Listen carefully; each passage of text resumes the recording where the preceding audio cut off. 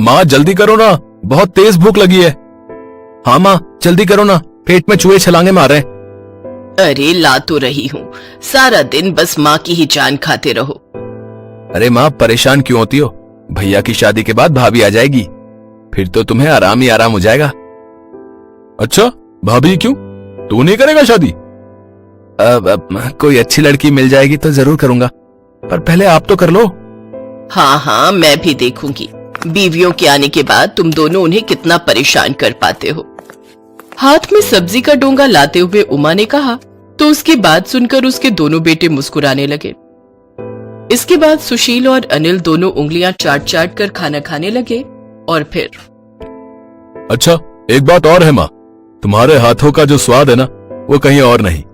रहने दे, बड़ा आया, जब तेरी बहू आ जाएगी तब पूछूंगी कि किसके हाथों का स्वाद ज्यादा अच्छा है। वाह माँ वाह, क्या बात कह दी। ओए तो चुपचाप खाना खा, ज्यादा बोलेगा ना तो तेरी शादी पहले करा दूंगा, समझा? सुशील की इस बात को सुनकर उमा सोच में पड़ गई और फिर उसने कहा, वैसे आइडिया बुरा नहीं है। मतलब कौन सा आइडिया माँ? अब अनिल भी तो अब शादी के लायक हो ही गया है, ठीक ठाक कमा भी लेता है, तो तुम दोनों की शादी एक साथ ही करा देती हूँ। अरे अरे ये बात कहाँ से आ गई? शादी की बात तो भैया की चल रही है ना, तो उन्हीं की कराओ, मुझे इस पचड़े से दूर रखो। और वैसे भी मैंने सुना है। क्या सुना है तूने? अरे मैंने सुना है भाई तभी तक भाई को प्यार करता है जब तक वो पति नहीं बन जाता। एक बार बेबियां आ गई तो फिर तो रायता ही फैलता है। क्यों माँ? ऐसे कैसे, मैं तो हूं ना सब कुछ समेट कर रखने के लिए। उमा ने ये बात यूं ही नहीं कही थी।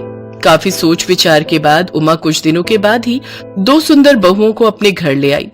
अपने दोनों बेटों के घर बसाकर वो बहुत खुश थी, लेकिन ये वाकई इतना आसान भी नहीं था। अभी असल रायता तो फैलना बाकी था।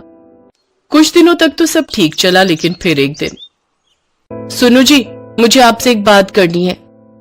क्या हो गया, बोलो। अरे वो अनीता, वो तो बहुत ही फिजूल खर्च कर रही है। मतलब ऐसा क्या कर दिया उसने? जब देखो खाने में पनीर, चाप, मुर्गा, बस यही सब बनाती रहती है।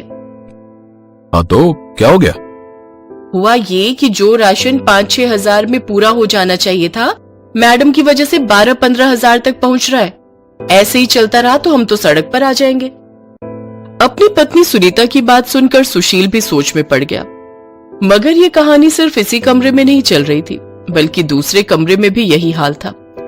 छोटे भाई अनिल की पत्नी अनीता भी उससे अपनी जेठानी की शिकायत कर रही थी। देखो जी ऐसे नहीं चलेगा, मैं कह देती हूँ। पर हुआ क्या? तुम्हारी भाभी भिखारियों के खानदान से है क्या? अरे ऐसे क्यों बोल रही हो? सारा दिन बस दाल, चावल, पोहा, खिचड़ी यही सब बनाती रहती है। अरे 4 दिन की जिंदगी है और सिर्फ 3 टाइम खाना है, तो कुछ अच्छा तो खाओ। कुल मिलाकर दोनों तरफ एक सी हालत थी।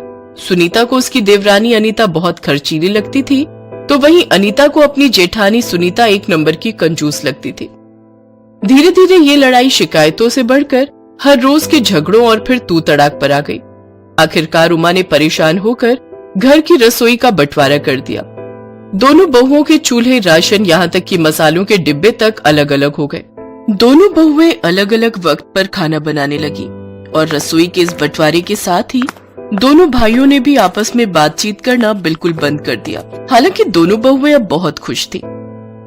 अब सब बढ़िया है, जो खाना है खाओ, किसी की रोक टोक नहीं।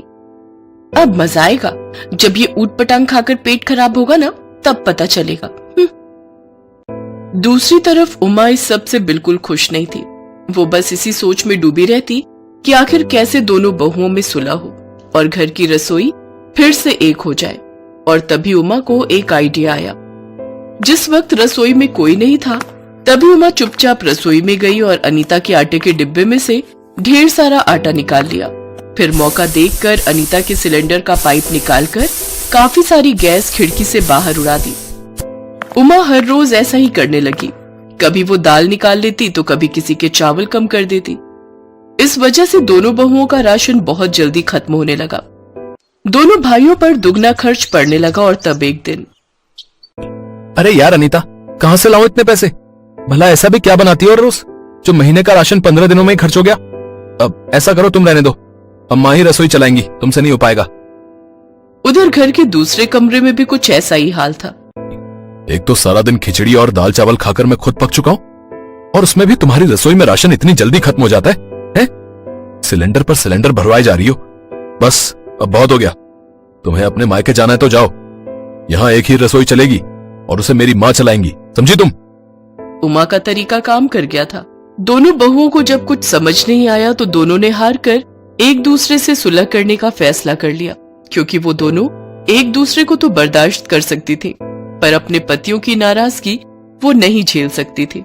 और इस तरह उमा की रसोई में खिंची लकीर मिट गई और दोनों बहुएं मिलजुल कर अपनी एक रसोई चलाने लगीं।